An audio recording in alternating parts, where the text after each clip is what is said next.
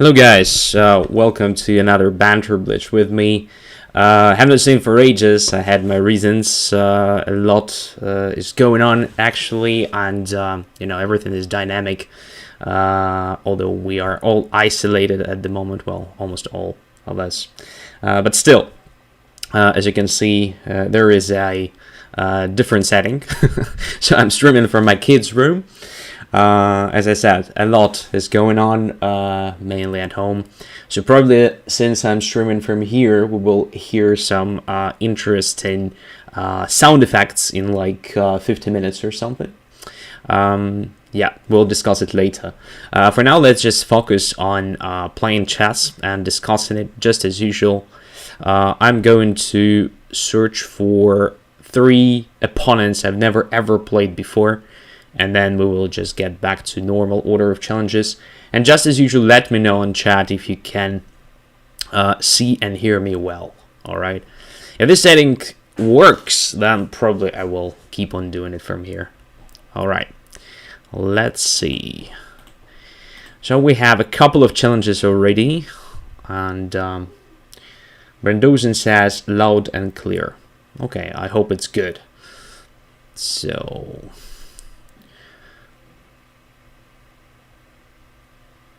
we have some usual suspects here.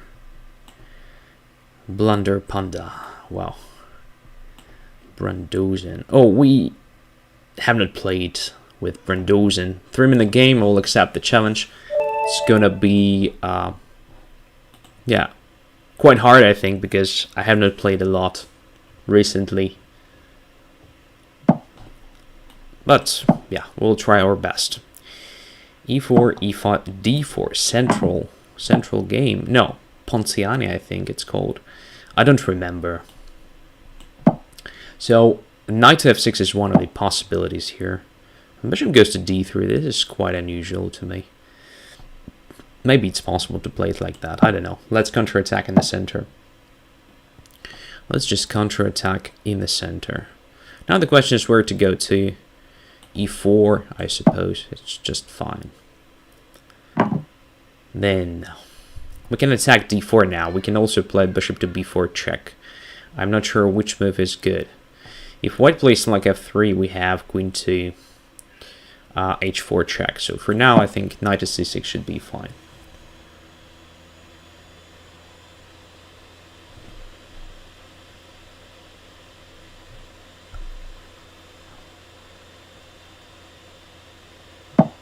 Queen to A4, pinning my knight, at the same time protecting D4 pawn. But what about bishop to B4 check now? Feels like white is not controlling that A5 E1 diagonal properly. But maybe it's fine, I don't know. We'll see. So I expect something like knight to D2 now. We can take it twice and the king is forced to D2. Knight to C3 is not good because of knight takes C3. So I'm not sure.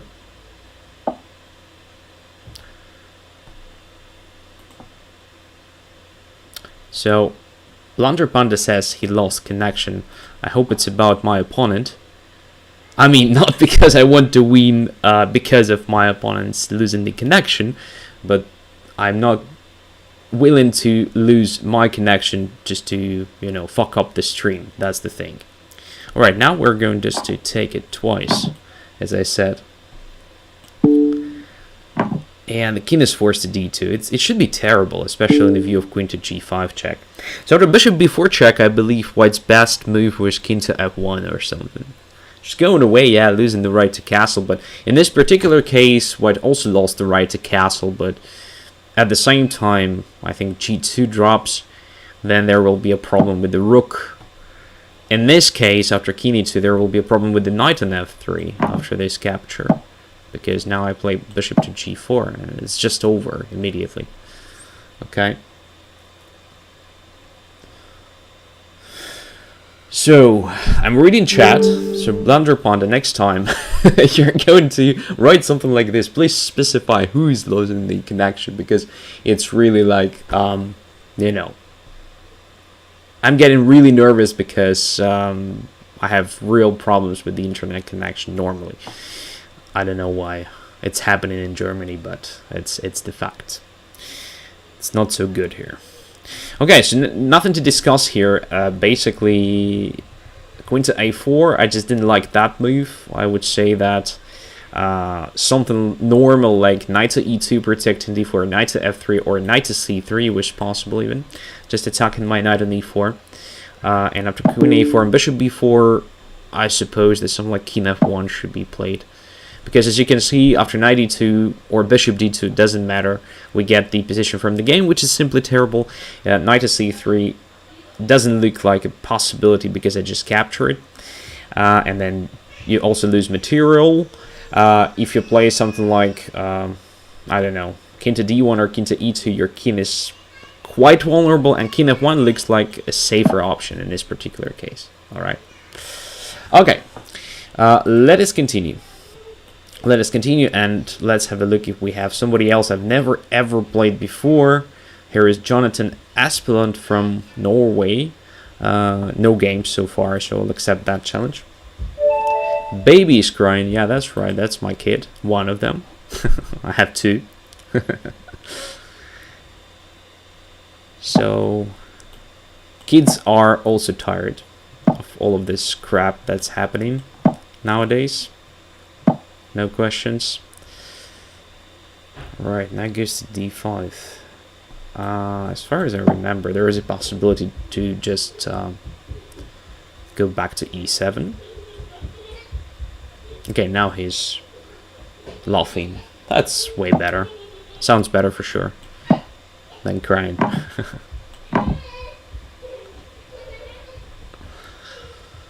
Alright, so a bit strange, of course, because I have just exchanged my bishop for opponent's knight.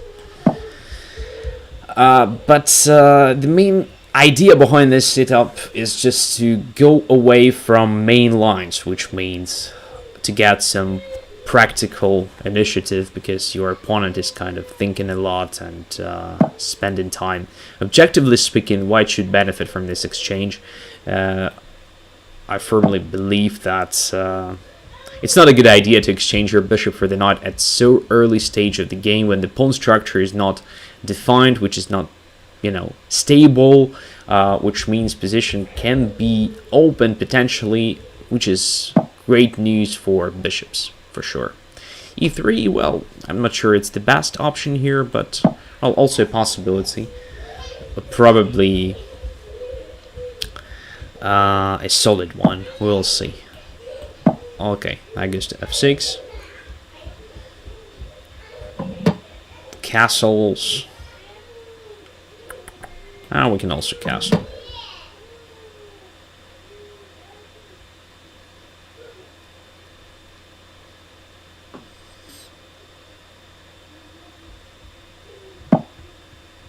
Okay. Now the question is how to develop my light script bishop. That's the main problem right now. Of course, we can try something like e4, trying to close the diagonal. Maybe even to play d5, get in something like French defense, but without a bishop, which is, again, I think a good thing for white, not for us, playing with black pieces. We can also keep this position as it is in the center, but then it's not so simple for us to maneuver. When the situation in the center is not stable, it's kind of hard to, you know, do whatever you want on the flanks. So, yeah, I'll try this e4 move, although I believe it's not the best position for black, because white can undermine that pawn at any moment. White controls the center very well, so it's not clear if I have a chance to play something like d6, d5 even, get in that French-like pawn structure. Yeah, so I guess white should be just better here, but we will try our best to create some counter chances on the king side, maybe some sort of attack, I don't know. First thing I want to do here is just to bring my knight from d7 somewhere, so maybe I will play rook f7, knight f8, and then knight to g6. Maybe I will do the same, but putting the rook on d8, so that after knight f8, I will also have a chance to play something like bishop e6, bishop f7, and bishop h5, because indeed, that bishop needs some improvement. For now, it looks terrible. So I think it will be good to have it somewhere on h5, maybe intending to burn it to f3 one day. Bishop a3. Okay, d6 is under some pressure, but I'm not sure that it's in danger at the moment. By the way, rook d8 is very good in this sense, just supporting this pawn additionally, so that our queen is free to move if we want. If we want to move it anywhere. Not sure if we have good perspectives for now. f3. Okay, what if we take? Probably just queen takes. I don't think we reach anything, so let's just put the knight on g6 for now.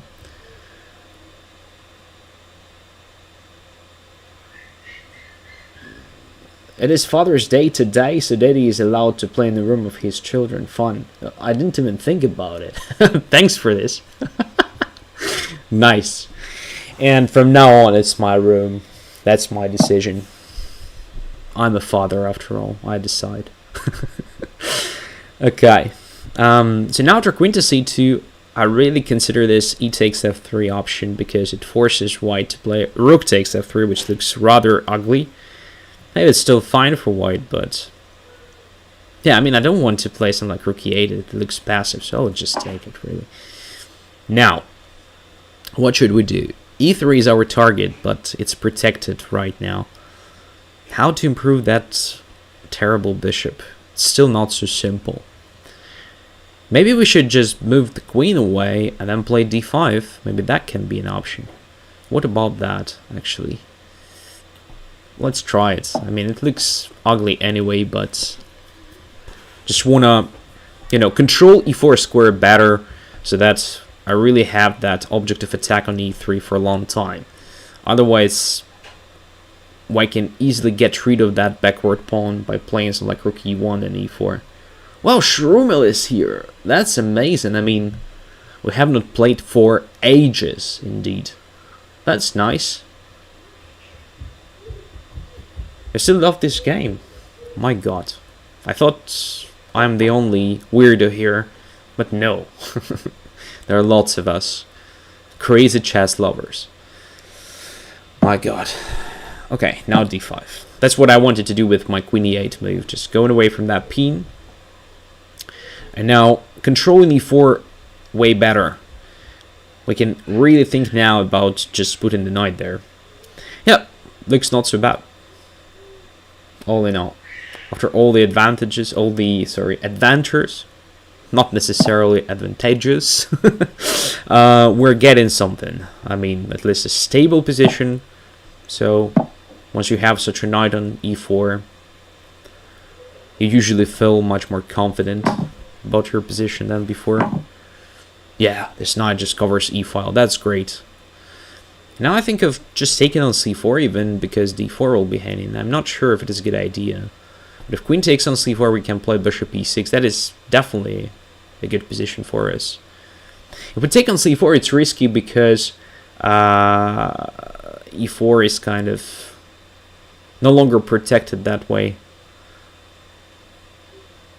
I mean, the solid way. I'm not sure. Well, we'll start with the bishop e6. Now, indeed, creating a threat of d takes c4, rook e3, attacking my knights on e4. So, again, I'm not sure that it is possible to play d takes c4. So, rather play this a5. Intending to, you know, exert some pressure on the queen side. Maybe to play a4 at some point, so that's making c4 slightly more vulnerable. And after cd5, I wanted just to take this way. I think it's perfect position for black. Now the bishop is no longer that stupid. It was rather limited with on pawns. I was really nervous about this bishop's future. Now I'm not. I'm fine with this. This bishop on d5 is great. Great blockading piece in front of the pawn, which reminds me of myself and you guys, because it is isolated. I think I'm not the first one to make this silly joke, but anyway. Taking on c5, no. I'm not that materialistic to get rid of that knight. On the other hand, let's do it. I mean, it's also risky for white, right? So yeah, position is being open, and I have a feeling that opponent's king is much more vulnerable than mine. After that, for example, we can take here. So 2 extra pawns now. I have to be really careful about my g7 though. I can be easily attacked. Alright, let's start. Well, that was a stupid check, but gives me this. But then rook gets to f7. Now it's bad. It's really bad, so let's just get back to h6, which is also bad in my opinion, but this here we still have some winning chances, I guess. Oh, this is a huge blunder. Yeah, it's just nothing. Alright, couple of huge blunders. Now it's gonna be winning position. Yeah. Alright, I got lucky. I got lucky closer to the end of the game. So I believe white missed something here. I have a feeling that queen to c2 was not the right move to start with. I mean, it's not a mistake, but after that, I think white's chances are not that high. So I believe there should have been some sort of combination of taking on e4 first, for example, forcing me to do something like that, and now it's time to separate e4 from d pawn with the help of d5. I believe that was the right way to play here. From a strategic point of view, now e4 becomes a real problem. Maybe if you wanted, you could have played that d5 earlier. At the same time, I can see now that it doesn't actually go without some weakening as well. After d5, I can try something like knight to e5 to get to either d3 or f3, but then e4 drops. So yeah, indeed, this should be calculated properly just to make sure that knight e5 is not dangerous, or even deeper. Even if knight e5 is tactically possible, then maybe when the knight is on, say, d3 or f3, maybe that is not dangerous, but it's hard to evaluate in the Blitz game. Yeah, but something like this should have been played. Maybe not even playing f3 now, maybe just starting with this d5 was interesting. So if I play something like c5, your bishop can come back, and this diagonal, look at this diagonal. This is your long-term advantage, because I no longer have a dark-squared bishop. That's the thing. So I guess that deserves serious attention. Okay, and at the end, it was just a time trouble, no questions. So, good game. Let's have a look if we have somebody I've never ever played before. One more game, and then we just get back to normal order of challenges. So, yeah. There is one guy we've never played. Miktal is here. Let Me Win is here. Okay, guys. That's really nice. I mean, haven't not seen for ages. It's really nice to realize that you're still interested in my shows and my content, and spend your time on it. Okay, Kasparov Petrosian system in Nimzo, not Nimzo, but Queen's Indian defense. And here we go. I hope I'm not blundering anything. That's a typical motive. So bishop on a6 is protected, so queen a4, we just play queen d7. It's fine. And now, well, there are different options, but I would prefer just simple bishop e7. And castling. And now we should exert pressure on c4 somehow. We can do it this way, by the way. Just take him there. Then, most likely just playing c5. And at some point we will take on d4, opening the c file, and we'll attack that c4 pawn.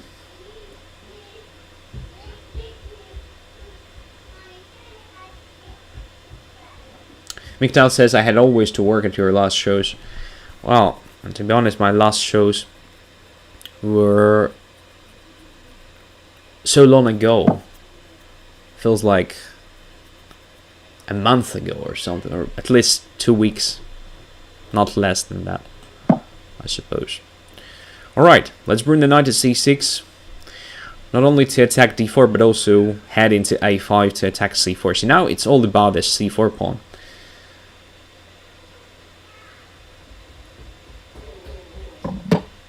Yeah, let's bring the knight to a5. Why not? We're not winning anything instantly because white has one good move, like knight to b5.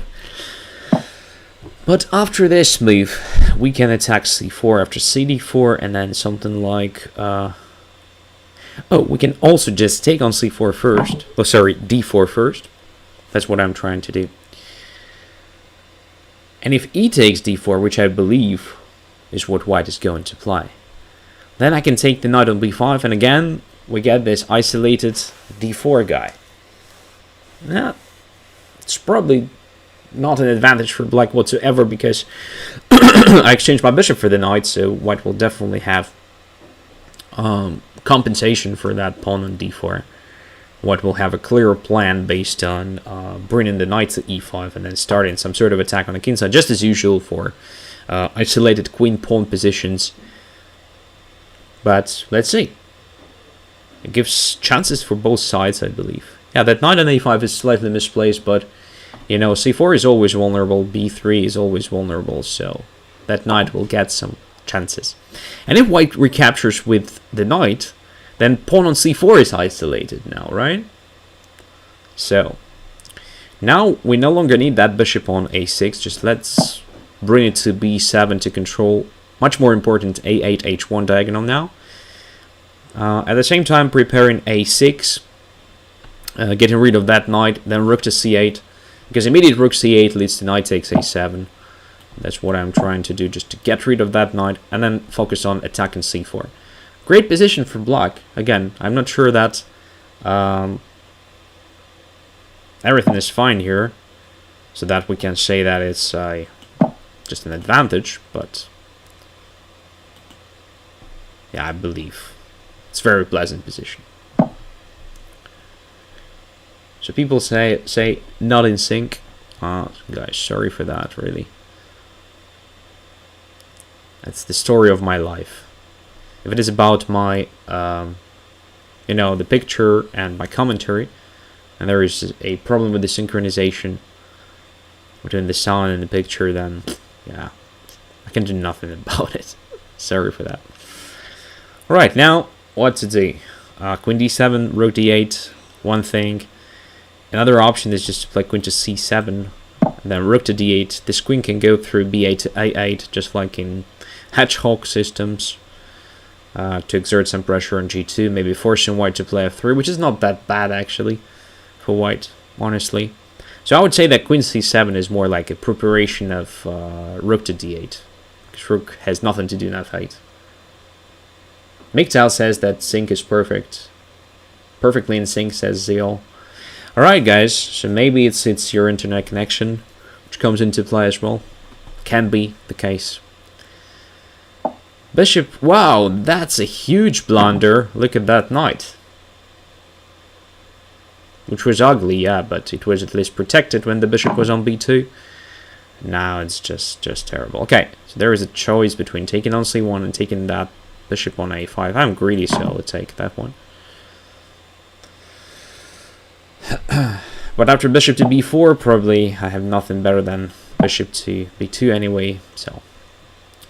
At the end, it's still just a minor piece. It was supposed to be an extra minor piece, but now it's the rook, actually. It's rook d8. It's over. It's just over. Extra rook should be perfectly convertible advantage. And the time is also much better for black. Alright, so, what was wrong? I'm not sure that knight to c3 was a correct square for the knight. I would have placed it on d2, in my opinion, in this particular case, with such a pawn structure, when at some point there may be hanging pawns, typical pawn structure, with pawns on d4 and c4, both on open files. I think it's better to have c4 overprotected, so I would have castled here, and after something like knight to c6, would have developed my knight to d2. And if you want to put your knight on d2, probably it's better for you just to put your bishop on a d3, not on e2. A bit more active bishop placement with the further attack on h7. That is what you want to do. in such a pawn structure. And in general, it makes sense. One bishop controls a1, h8 diagonal, another one b1, h7, so you have some attacking perspectives. So let's get back to normal order of challenges. Here is Onam, accept. Challenge from him, and I have a strange feeling, but probably it's the first game with white pieces this time. Okay, let's do it. And Onam is online. That's fantastic. Let's go. Aggressive. Playing with pawns in the center here. The pawn structure, which resembles Zamish systems in various openings. Especially after g6, it may well go to, you know, Zamish this or that way, with some transposition.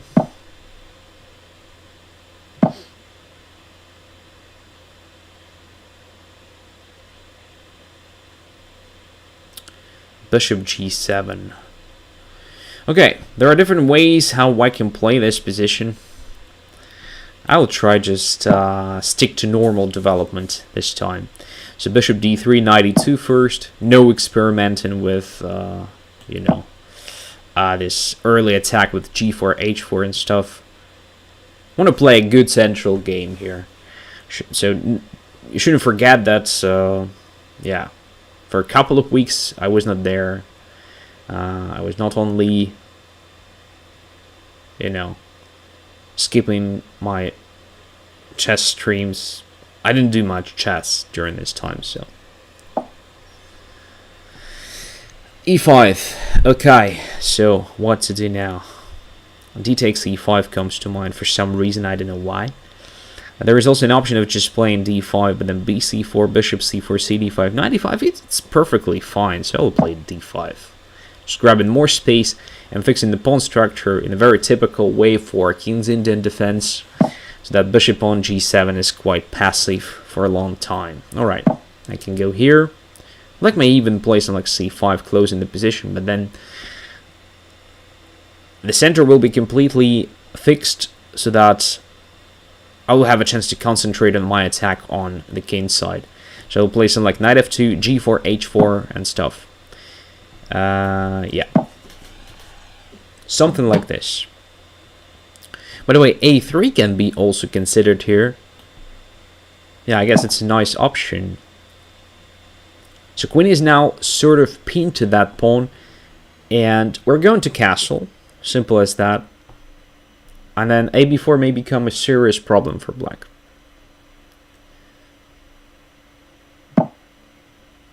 Knight to d7. Okay, it's just castle. So now ab4 may become a serious option for us at some point. Or maybe I'm just overestimating it, I don't know. Let's see, knight to c1 comes to mind with the idea of knight to b3, and then after ab4 we'll have knight to a5, yeah. Intuitively it should be the right plan.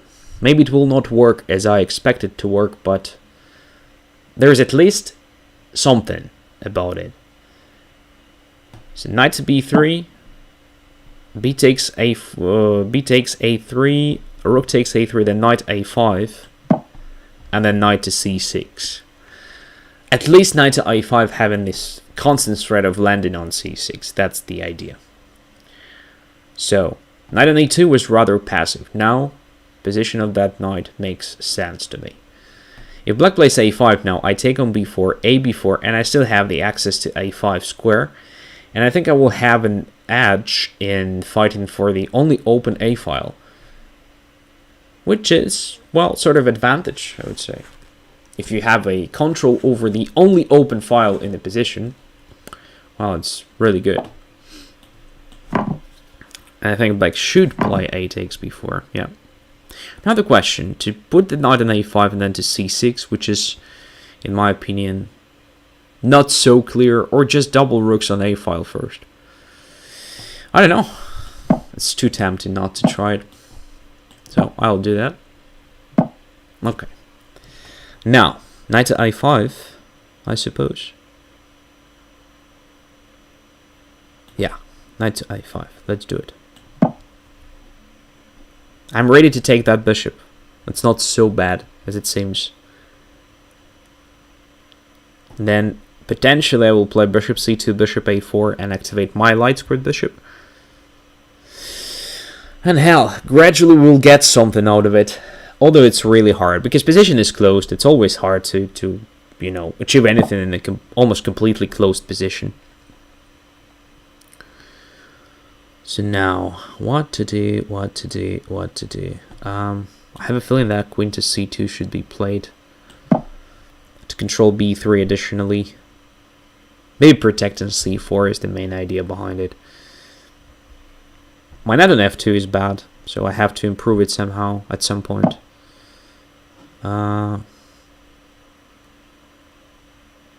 It can also go to b3, right? Let's try it. I know it looks terrible, but through g3... What? This is a blunder, I guess. I'll just take it. Well, what I wanted to do was to play knight g3, knight e2, knight c1, and knight to b3. Now we're changing plans because black has just blundered f5.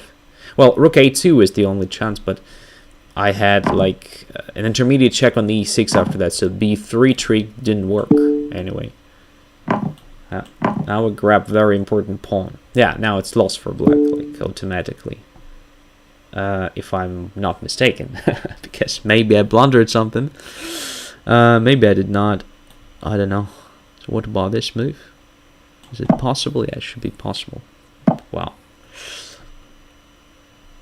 I was too focused on my advantages instead of like looking at opponent's counter chances. By the way, this move was possible a move ago, right? Why didn't black play that? I was probably lost after that, or close to it. I don't know. Yeah, now I'm perfectly fine because I'm in time to protect the bishop on c1, but oh my god, I was so close. So close to losing it. Alright, what to do now? If I play b3, nah, it shouldn't be played like that. God damn it. It's really bad. Right, let's give this check. Although I'm not sure it gives me anything. But it's just very bad position for me. My god. What's wrong with me? Just misplaying absolutely winning position otherwise. What should I do now? Something like that. Which is also bad. Okay, in this case, I'm fine. That was the idea behind b3. But if black would have just, you know, moved the bishop away somewhere, I think it's just lost for white automatically. And now it's fine. Now it's fine again. We're just running forward. Alright. Okay, I won. I got extremely lucky. Like, extremely lucky. I completely missed that queen to a1 check and then reacted like a patzer to it. On the other hand, what to do? Actually, it's not so simple because of my knight on h1. Yeah, so the idea of taking on b7 was probably stupid. Why not just take it on f5 immediately? Wait a second, I have a question, a simple one. Why not just taking it immediately? Black doesn't have anything here. If b3, I just take it. So what? Knight c4, bishop e6 check, and then just take on c4. Yeah, that was a stupid thing of mine. And of course, if black doesn't play f5, as I said, it's really hard for white to achieve anything. Position is closed, but I still think that white has an edge here. So I can continue with this maneuver, knight g3, knight e2, knight c1, knight b3, then take on b7, another knight goes to a5, or maybe the other order of moves. So for example, to rook a7, if there is a threat of rook to a8, I may consider just taking on b7 immediately here, and after this exchange, let's say, and queen captures, well, maybe, I don't know, something like moving the rook away because there is a threat of b3 and then performing that maneuver. So maybe something, again, ugly looking like queen to b1, then rook to a8. Then I may take, may not take, and just continue with this maneuver. I don't know. It takes ages to achieve anything, but yeah, I have a bit more space here, so still believe that white is slightly better. Maybe not enough for winning the game, indeed. Okay, Matenuna, 3 minutes and 2700s guy. So this well may be my first loss today. And yes, I forgot to look at the position right after I played bishop to c1. Immediate bishop h6 was possible, and black was winning the piece. That's the thing. Alright. Rook up is exchanged here. So, simplified position. I think I've played it so many times that you perfectly know the main idea behind this opening. For those who don't, I will repeat. We're just damaging the pawn structure, then we exchange pieces here, and we try to exploit the fact that we have 4 against 3, healthy 4 against 3, while black has 4 but damaged 4, so it's hard to create a passer. That's the idea. Okay, so I don't remember what to do here, but I will try something like this in this game. So keeping queens on the board, making this slightly more interesting to play. h6 is kind of helping me. I don't know what black is doing actually, but now black should have some problems because c7 is under pressure. Should be at least annoying, right? I have advantage in development.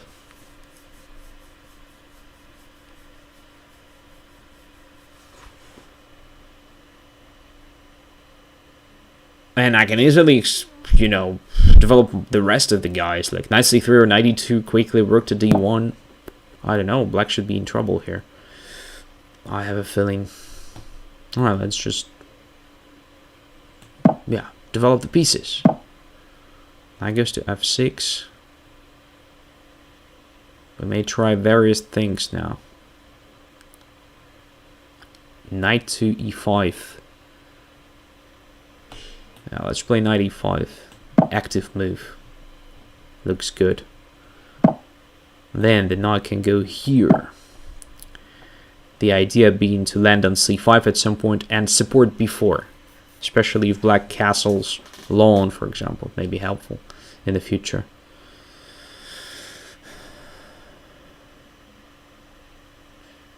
There are some maneuvers possible if black jumps with the knight to... Okay, let's forget about it. Black doesn't jump with the knight to h5. Not anymore. But it's harder to castle that side now. And now we can put the knight on c5 if we want. Starts making perfect sense how white developed and placed his pieces. f4 also comes to my mind. Maybe I'm blundering something, but it looks good. Knight to g4. Well, okay. Queen e2. Position is getting complex, but I have a better development, so it should be good for me. Now I have a threat of playing f5, grabbing that knight.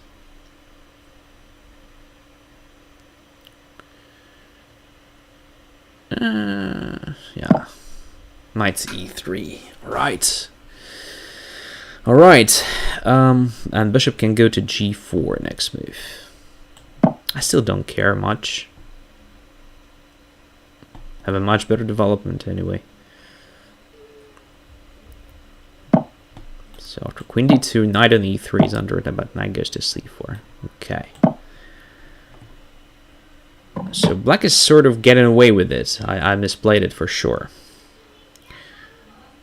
What can we do in this particular position? What is our plan after all these changes? I have no idea. For some reason I want to cut off that bishop. Let's see. Then what I wanted to do. Maybe we can play e5 anyway. No, we cannot. Let's forget about it. We should play faster now, I think. Because we are in time trouble. We have only 50 seconds. Our opponent is also in a time trouble, so let's see what we can do here. Let's just bring the bishop to central position. Knight e3, okay, I'm fine. We're just improving our pawn structure. Although at the cost of some material, but we have some targets. So we're getting somewhere, I guess. Takes there. Bishop d4. If you want to exchange. So what? I have just blundered like an idiot. That is what happened. Oh my god. That's fantastic. So stupid. Okay.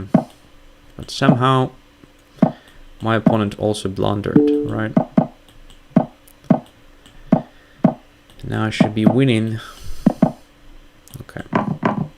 Yeah. Stupid game. Probably the worst game ever. I mean, from both sides. Like, complete mess here. Having seconds on the clock. But still, that was a stupid blunder. I completely forgot about my queen there. And what's interesting, I was not forced to do that, so I could have played queen b4, let's say. Having, like, absolutely, yeah, solid position in the center. Now I want to play bishop d4 next move. And then e5 and something, and I have a feeling that that bishop is a bit misplaced. Of course, if there is no tactics, because after something like rook to d2, let's say, position is really dangerous for white as well, because there are some tricks like bishop f3 possible.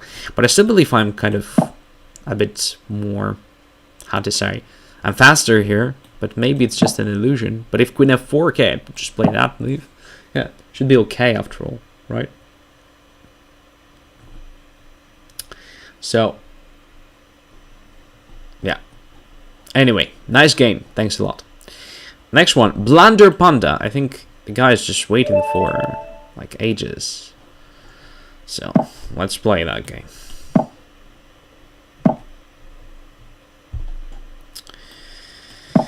What's going on here?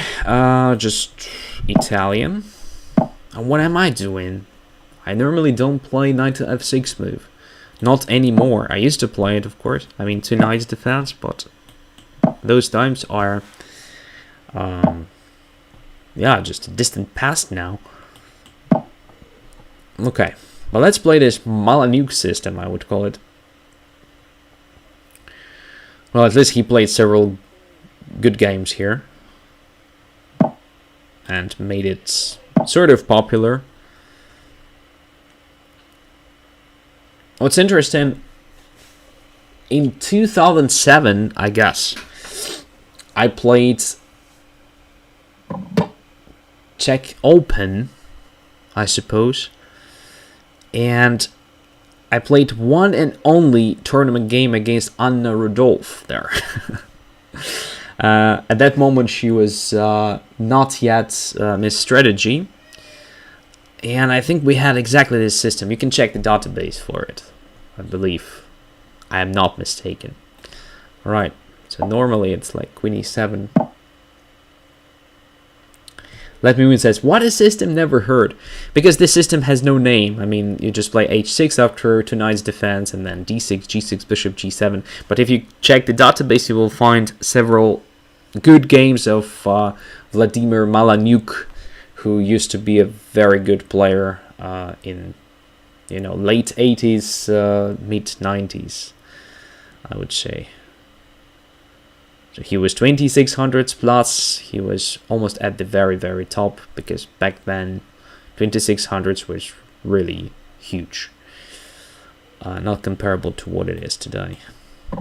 Castling.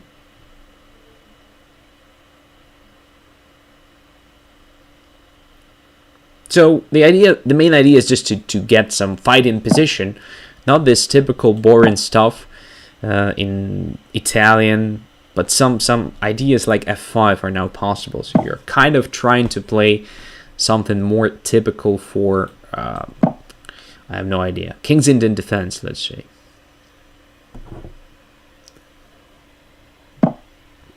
But it was an accident, actually. I didn't plan to play anything like this. So normally I play just bishop c5. I have no idea why I played knight to f6. Sometimes it happens. Because many years ago I was playing this knight f6 almost exclusively against bishop c4. Then I changed my mind. But sometimes, you know, old habits get back and, you know, affect your choices. So, bullshit, never mind. Bishop c8. That's a typical maneuver, as far as I remember. Bishop d7, rook d8, then bishop c8, because there is no good square for that bishop anyway. So you just, you know, make sure that it doesn't interfere with other pieces' coordination. Miktal says, I liked the last game, was exciting. I wouldn't expect anything else from you. You always like when I'm in trouble, so to say. Let's make it clear. Alright, now, what about knight h5? Intending to land on f4 or something.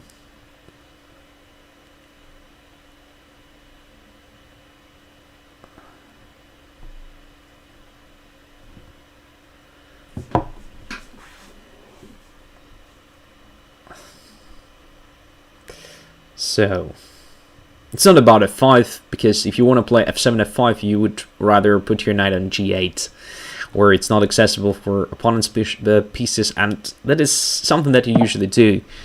But in this particular case, I don't quite get what white is doing here. That's why I'm trying to play in a bit more active way, or trying some different things, not necessarily f5. Maybe I will play f5, but a bit later. For now, just want my knight on f4, it looks good.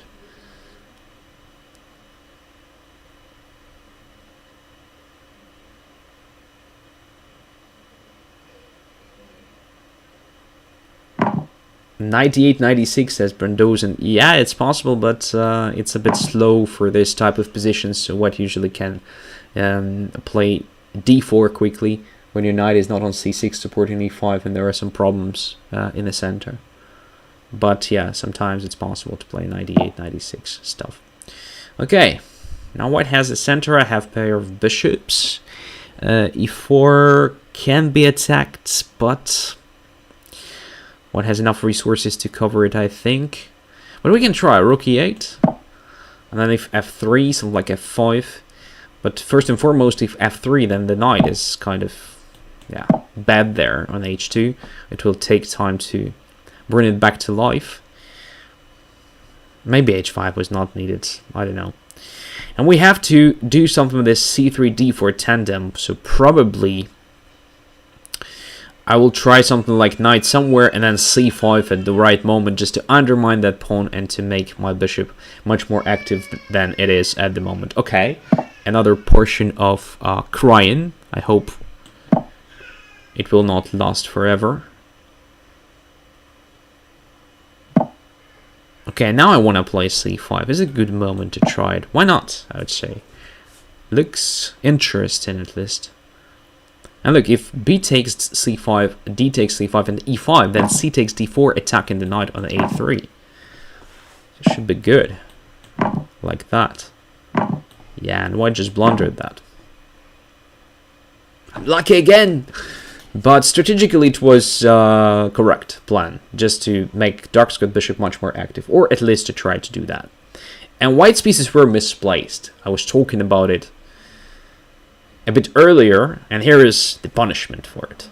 The knight drops, which was absolutely not needed on a3 in the first place. Okay, what to do now? Rook e7 or something? Or just bishop e6? I think this bishop e6 looks very good. Very solid move. Protecting f7. d4 is our target. Maybe knight to c6 was stronger, but I just wanted to make sure there is no problem to my f7 whatsoever. a4 is still hanging. Probably I should have captured it on the previous move, but let's do it now. If bishop b5, then queen d4 check. So we're not blundering anything here. And we have extra minor piece absolutely winning position.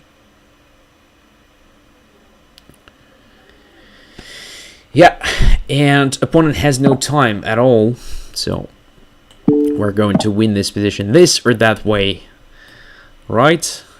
No, let's not take that e5. It's too greedy. Let's just keep on developing pieces. a7 is protected. Yeah, everything is under control. We'll take on e5 with the knight, not with the queen. Or maybe with the queen, I don't know. Let's take it with the queen right now. Yeah, let's do it now. Queen is overprotected. There is no trick with bishop to g6. That is why I didn't play it immediately. I was a bit afraid of it. Probably was nothing anyway. But you never know. So now it's 100% winning. G7 is protected, so we can just focus on bringing our pawn to the queen. Queen a1 was also possible. Knight f1, queen f1, king h2, rook g8. Also absolutely winning. So, couple of blunders, and what was important, that after c5, because of that knight, you don't have this bc5, dc5, e5. Otherwise, an interesting idea to lock my dark squared bishop. Yeah, but with the knight on a3, it simply doesn't work. And you should take on c5 if you want to play e5, because I control e5 square, so everything is logical. But probably should have done something else. But what? That's the good question. Probably just protecting d4 somehow, like this.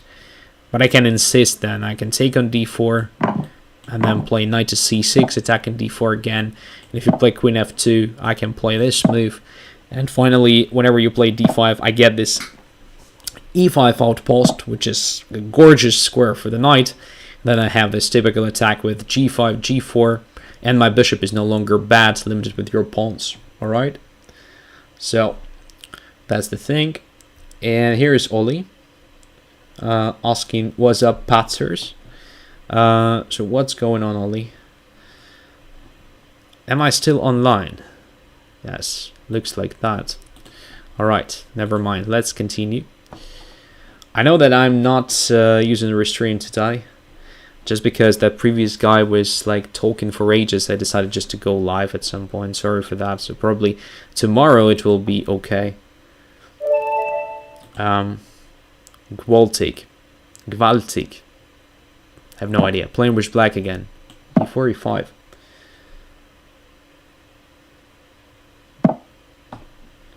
And central game again.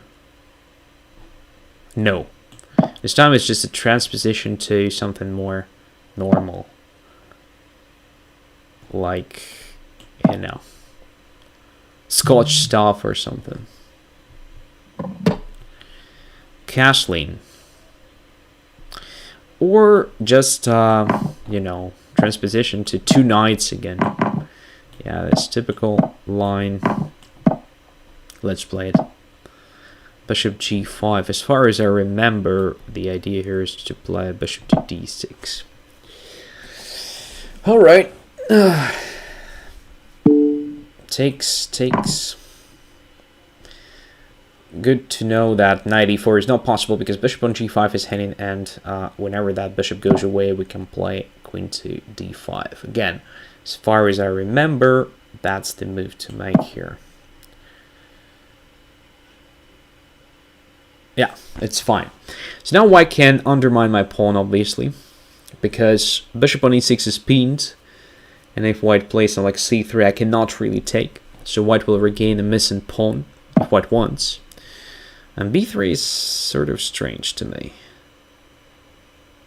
Doesn't really help white. c4 is prepared though, but c4 doesn't give white what white wants. So here we can just castle, and I'm just curious which side is better. I think long side is better. Now if c4, I just take it, so there is no pin anymore.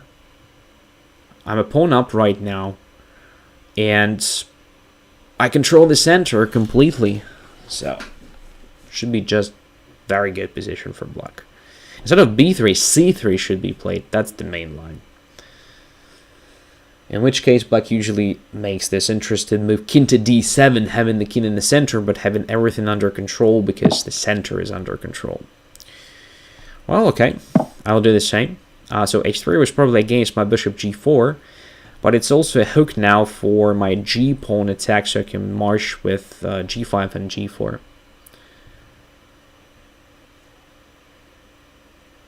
So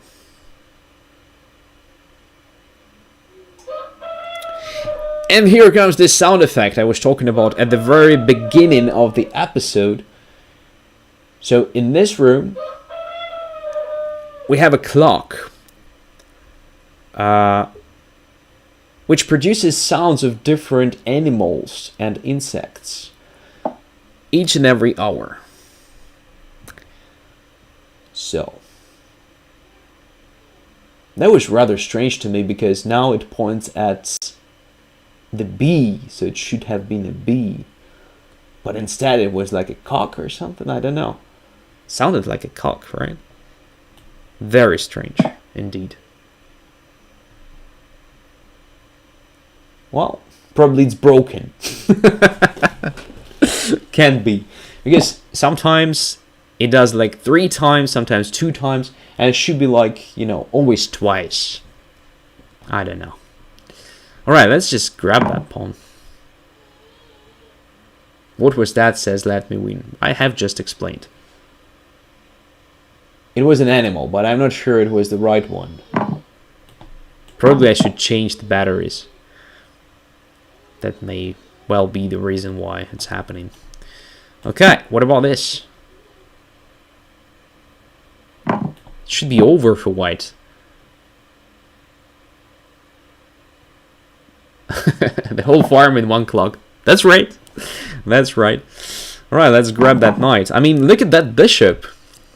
It's completely lost there on h2. But I'm probably doing something terrible here. It may help this bishop come out. No, in fact, it's all right.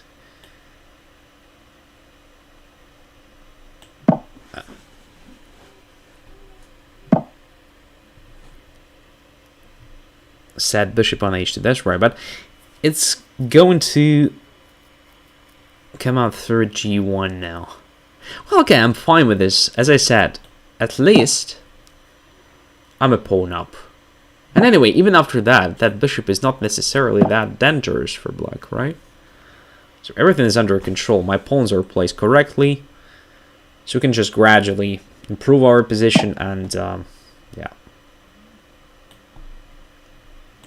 convert our extra material. You can just see 7 was planned in this case. And okay, let's play just a6, just in case. Yeah, simplification. It's very good for black. So at some point we should bring that pawn to motion, but I'm just waiting for a better moment. Maybe we'll also try different objects of attack. I don't know. Let's put the king on the light square to prevent any sort of attack. Rook to e1 can be played. I missed that move. Then trying to get somewhere like, I don't know, this square. Attacking a3. Then, you know, just trying different objects of attack here. And we need a knight's maneuver towards some other square. I don't know which one is the best here. Let's put it on e5 for now. Just intended knight to c4.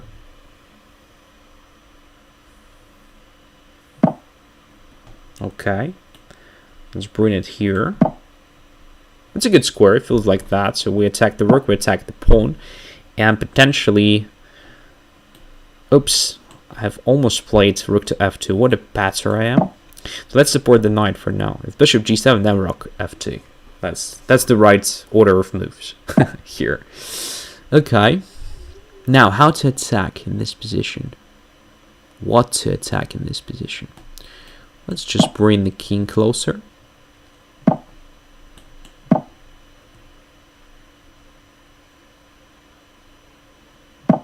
That was not necessary. Bishop h6 was possible, but then king f6. Was not sure about that. Okay, let's give this check. Now rook e1 to have the access to the second rank. We're gradually nailing it, right? Bishop c5 was not dangerous because my knight was on c4. It was never dangerous, I mean. Yeah, let's grab one more pawn. We can just ignore it. Check. Takes. Yeah, now it's lost. Just h3, h2, this sort of stuff.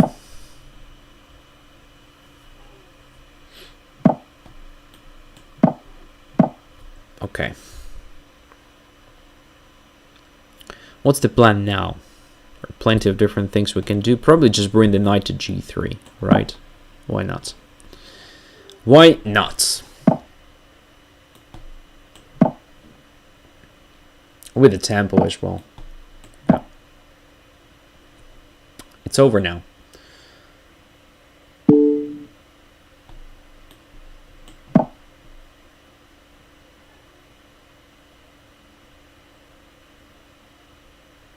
And then h1. Extra rook.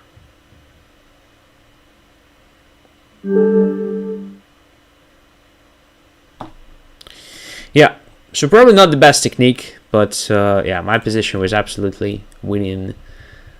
I think already after white played b3, that was really bad move. So instead of doing that, it was much better to play c3. As I said, I cannot take here because of queen d5, so my bishop is pinned, which means I have to lose that pawn. And normally black plays this move. I really like this system, to be honest. And cd4 or something, and then you play h6, g5, just like I did in the game, but the difference is that position is materially balanced, alright? And this king on d7 is not necessarily a weakness, because white doesn't have a real chance to get to that king if black doesn't blunder something seriously, alright? That's an interesting line, you can check it on the database as well. Okay, so the next is Teja Ravi, accept the challenge. Playing with black pieces again. As far as I remember, previous games were played with white pieces against this opponent. I mean, there were two Scandinavians, if I'm not completely stupid and not confusing this guy with somebody else, which can be the case because there are many opponents during Banter Blitz shows. But I think there were two Scandinavians indeed. Alright, we're waiting for Ravi.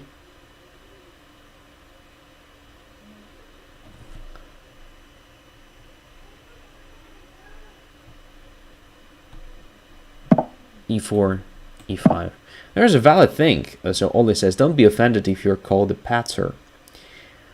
Yes, I'm a patzer, guys. For example, I'm a complete patzer.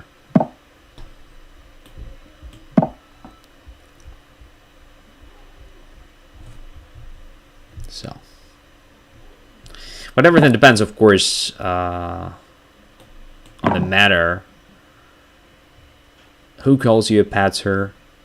In which form it's happening? What is the context? I think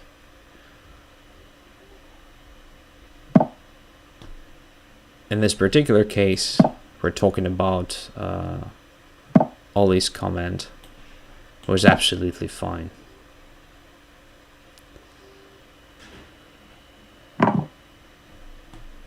So, in this line, black is moving the knight to b8 to support c6. But what's happening here, black is getting a pair of bishops, which I usually value more than anything else.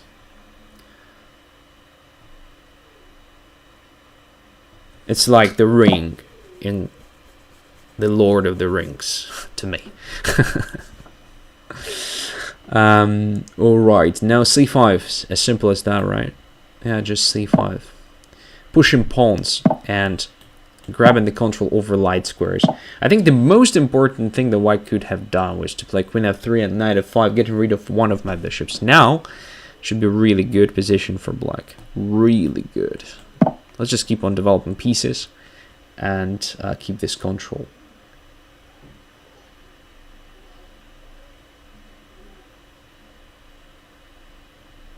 I guess to d7, knight to b6. Probably, I'm not sure. Would be also fine to put the knight on e6 at some point, but right now it doesn't look realistic to me. So I'd rather put it on b6 for now, then just develop my light script bishop. Like, alright, e6, but it only helps me, no? Well, bishop on f4 is hanging. Well, my opponent just missed something completely. But even if the bishop is not hanging on f4, I mean, this opening of the position is good for black, because black has pair of bishops. So the more open the position, the better it is for black, having bishops. That's why I think e6 was not only wrong tactically, but strategically as well. Cannot be good. Cannot be recommended here. Alright, what to do now? Obviously, the bishop f6 would be terrible because of rook e8. So I believe... Okay, if we play rook f7, though, there is knight to g5. There are a bunch of tricks here. We have to be careful. Maybe it's not that bad, actually. Oh, Lord. I'm too old for all of this. Let's see.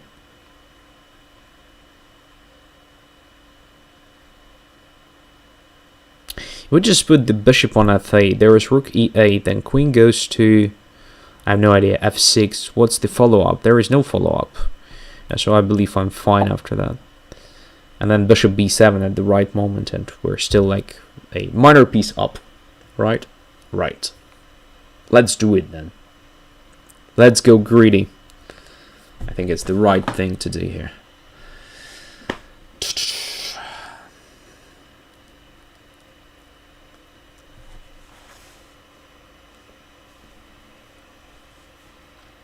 If rook takes c6, I'll just put my knight on f6, I think. And what will have only one pawn.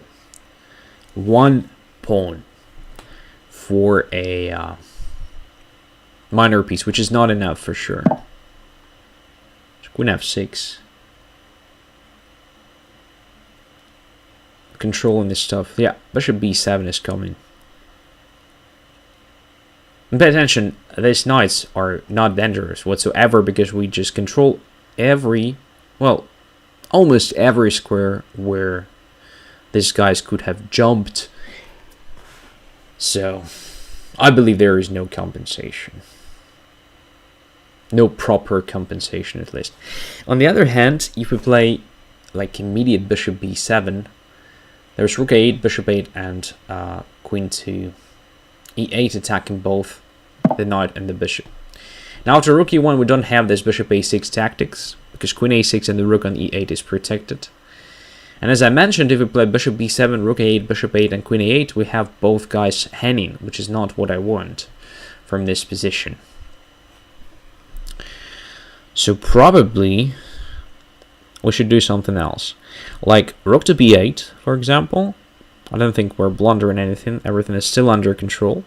Yeah, so let's play rook to b8. Now the rook is protected on the other square, which means we can easily play bishop b7 next move, and if rook b8 then knight takes b8, and white doesn't have a chance to attack both the bishop and the knight next move. For now though, we're also attacking b2. Okay? Should be fine. Rook e6, okay, so queen f5 or something. Queen f5 looks like a move. Yeah. Bishop a6 was suggested, but bishop a6 was not possible because of queen a6 and the rook on e8 was protected. I was talking about it, by the way.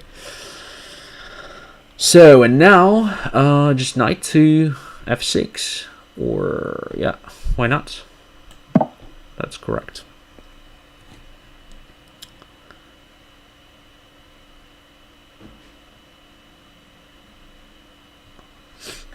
So, there is Defry, who writes comments on Russian and then Ukrainian. So it's nice. Thanks a lot, but it's an English spoken stream, so the vast majority of people here speak, well, understand English universally. So let's just try to keep using that language. Now, what... I wanted just to play bishop b7, actually. Yeah, just extra minor piece now. No compensation. d4 is coming. Rook e8 is coming. Lots of interesting options for black. Rook c7. Are there any threats? I don't think so. Everything is still under control.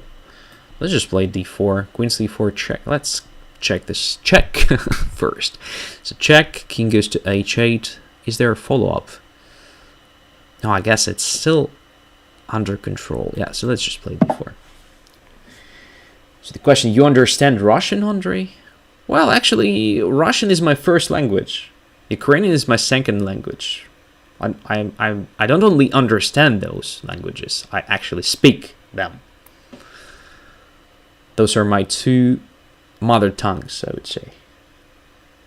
I don't like the concept of, you know, mother tongue or something.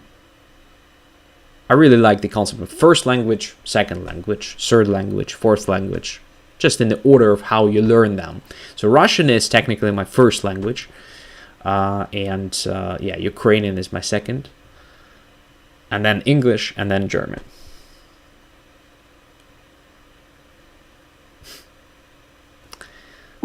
Yeah, so just take here.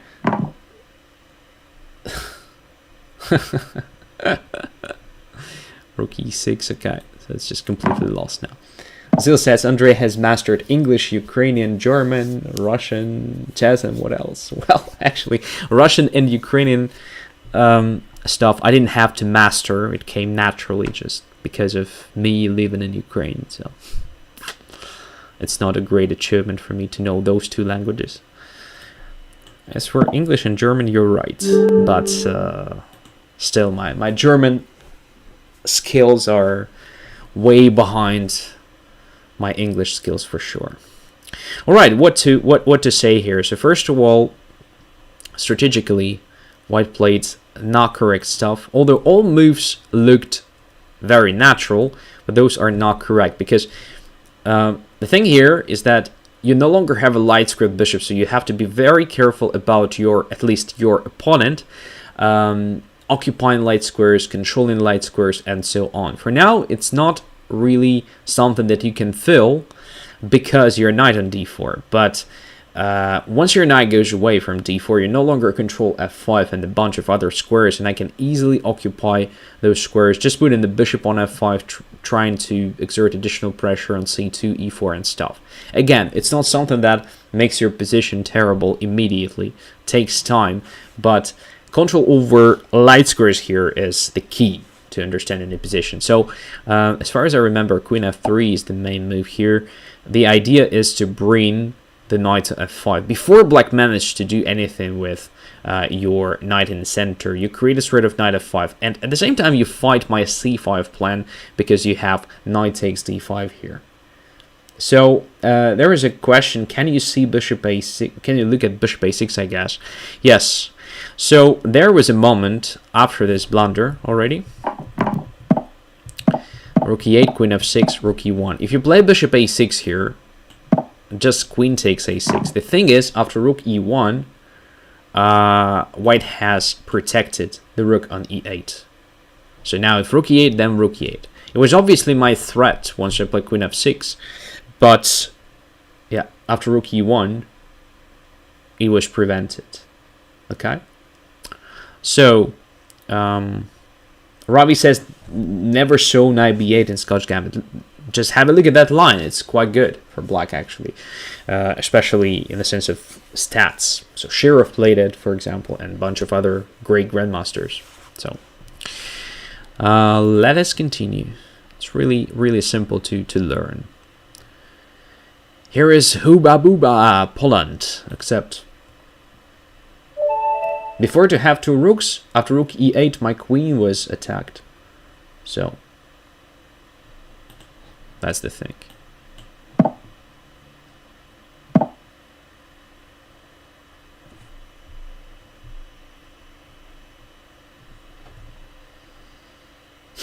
Does German help you to not forget to put an article before the object in English. A mistake a lot of people do if Russian is their first language. No, it doesn't help actually, because I mastered English, mastered, okay, brought it to a decent level way before I started learning German. No, it doesn't help. But what really helps, and what I find really cool, is that both languages, since they are from the one family and probably had one proto-language, as I call it, once you start learning the language deeper, you find lots of similarities, although the words may sound differently, but the structure is very similar. And once you get it, it becomes easier, so you can actually benefit from knowing another language like English from the same family. And it's just like learning chess deeper. Once you understand that everything is interconnected on the chessboard, and openings, for instance, may look different, but they're still based on same principles and same ideas, you may benefit from learning positions that are not a part of your opening repertoire, for example. Something that beginners don't understand, so they think, okay, why on earth would I look at Queen's Gambit games when I never played with white or black or something? Alright, I'm not going to waste my time on it. Mistake. Not correct. Am I just being checkmated after bishop h2? No. Thanks God. Because I was so close to it, I guess.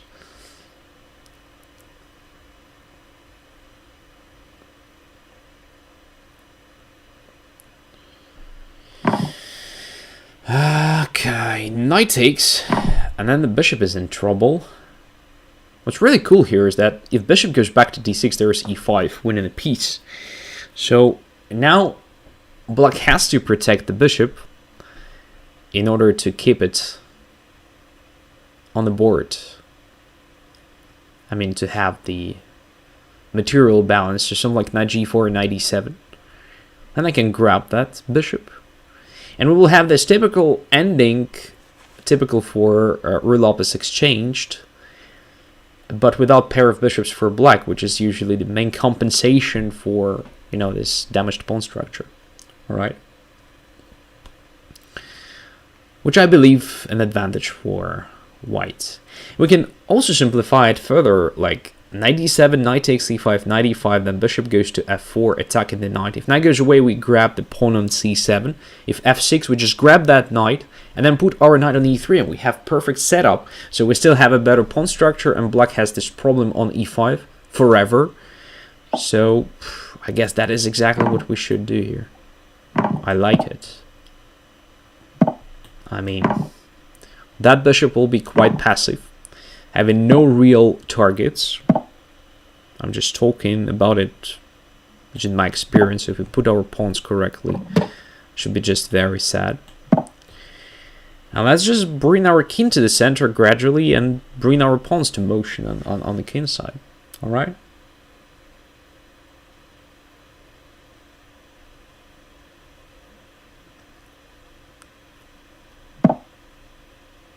Rook d6 makes sense, but alright, our rook on d1 is protected with the knight, and our knight also controls g4, which means we can play this way. King f1 and king e2. Controlling d2 now, preventing rook d2.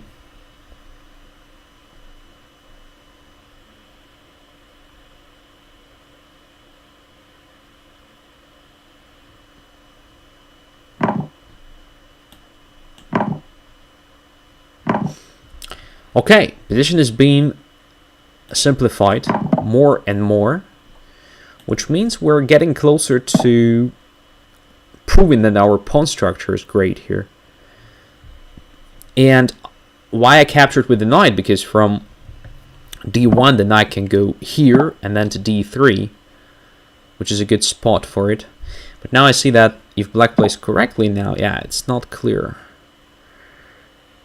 Should I play just c4, stopping black from playing it then my knight will be pinned to that square for some time, but I don't find it really critical, so let's do it.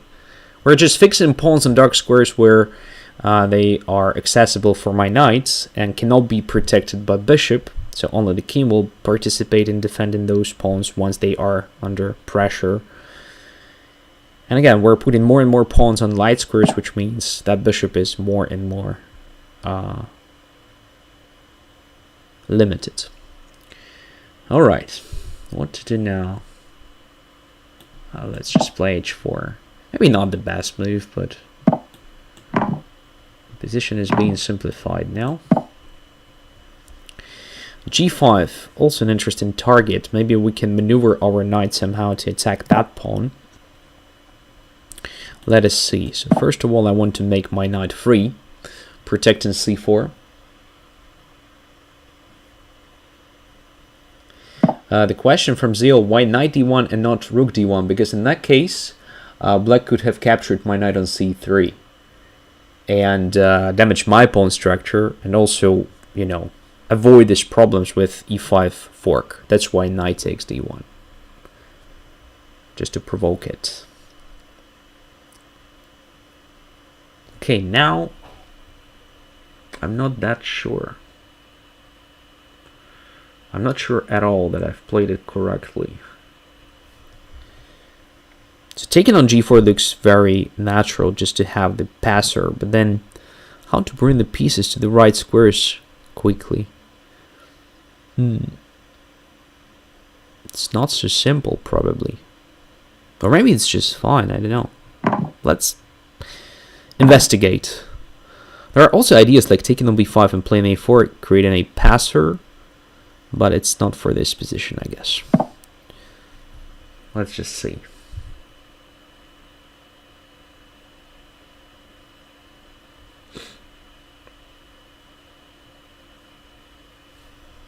It's not simple. Probably I should have tried something really straightforward like g3 and f4 earlier instead of maneuvering my knight towards d3, because that looks a bit too much and not needed.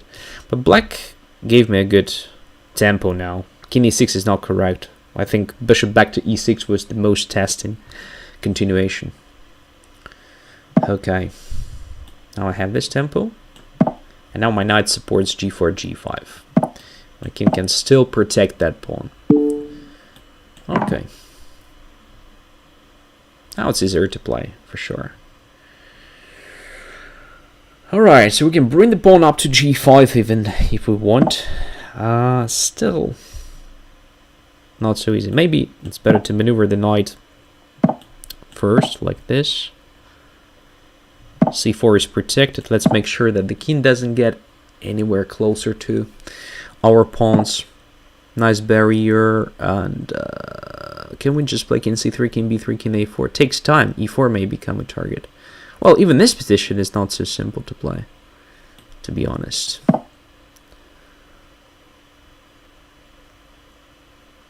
Yeah, I guess it's absolutely unclear. We indeed have some targets here, but it's hard to convert. Yeah, I won on time. I got lucky. But yeah. I mean, my mistake was probably bringing the knight to d3 or something. So once I got not this position, but a bit earlier this position, I should have played like g3 and f4 quickly, just creating some edge here in the center, and then bringing the knight to d3 just to attack e5 to force black to take on f4 and to get these pawns on e4 and f4. I think that was the idea. Alright guys, that's it for today. There will be one more show tomorrow. I hope everything is going to be fine, and yeah, I hope you enjoyed this one. Learn something new. If you forgot, that's my primary goal. I'm not here to win each and every game. I'm here to teach you a bit. So wish you great days and see you tomorrow. Bye bye.